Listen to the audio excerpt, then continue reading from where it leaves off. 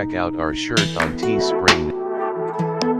Hey folks, I'm gonna open this. I think it's a 92 Donruss. They don't put the year on the cards. I think it's a 88 Donruss. Okay.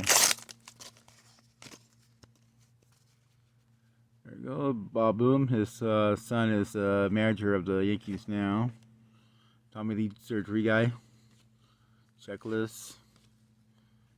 I forgot to show you the back side of it. Second year card for this young man. Yeah, he's old man.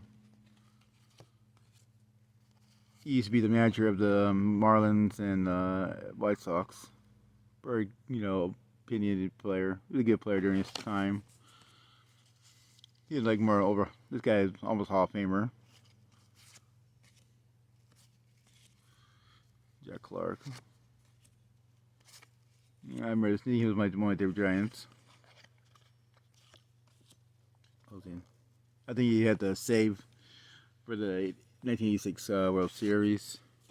This guy was my favorite players. Went straight to college into the majors and play minor league rookie. And last, Kurt Ford. So let me know what you think. Like and subscribe. Maybe do better next time. Thank you.